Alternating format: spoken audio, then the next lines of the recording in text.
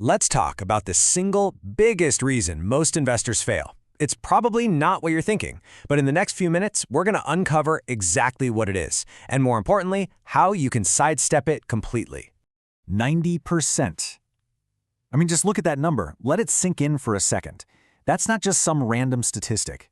That's the story of almost everyone who tries to build wealth in the market, and for one reason or another, doesn't make it. And this is the core idea we're diving into. It's a huge claim, right? That there's one single powerful force that's knocking almost everybody off course. It's like the hidden variable in the whole equation for success. So, what is it? What's this one fatal flaw we're talking about? Well, to find the real culprit, we first have to chase away a few of the usual suspects. You see, before we can get to the real problem, we've got to clear away all the decoys. Most of us, when we lose money, we blame a few common things. Let's take a look and see why they aren't the real root of the problem. Oh yeah, this is a big one. We've all been there thinking, if only I'd bought that stock instead of this one. We get so obsessed with trying to find the next big winner, the perfect company. And then there's the impossible dream, right? Trying to buy at the absolute lowest point and sell at the very peak. So many people are convinced they fail because they just can't get the timing right. It feels like a game of pure luck you just can't win. And of course, the classic, the feeling that the whole game is rigged against the little guy. You know, the belief that you need a mountain of cash to even stand a chance, and if you don't have it, you're just toast. But here's the big twist. What if I told you that all of those things, bad picks, bad timing, not enough money, what if they're all just symptoms? They're the fever, not the virus. They aren't the disease itself.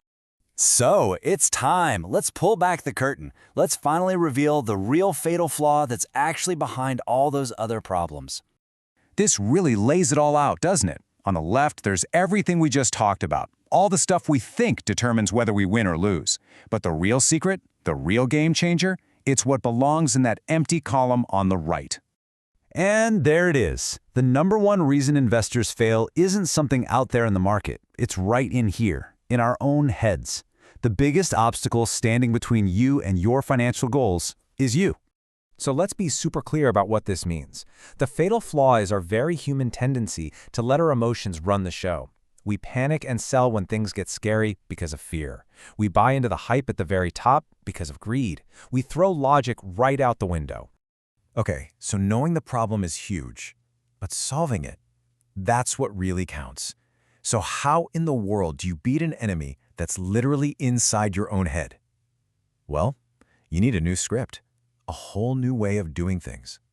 And the solution is actually a pretty straightforward three-step antidote. First, acknowledge it. Just accept that fear and greed are always going to be there trying to mess with you. Second, create a system. Build a simple set of rules for yourself, and I mean write them down. And third, this is the magic bullet, automate it. Use technology to take your emotional self completely out of the equation. You know, Warren Buffett absolutely nailed it with this one. Success in the market isn't about being the smartest person in the room. It's about being the most disciplined. Patience and a solid process will beat genius and gut feelings almost every single time. So, as we wrap this up, let's totally reframe what it means to be a successful investor. It's not about having the hottest stocks or the most money. Nope. It's about building something way more valuable. So let's just quickly recap the big takeaways. All right? Remember that 90% number? It's not about stocks or timing. It's psychological. Your biggest opponents aren't other traders. They're fear and greed. The cure isn't a hot tip. It's a cold, logical system. And that means your personal discipline is the most powerful asset you will ever have.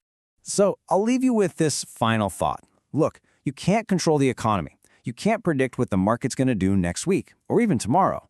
But the one thing you can control is your own process, your plan, your reaction.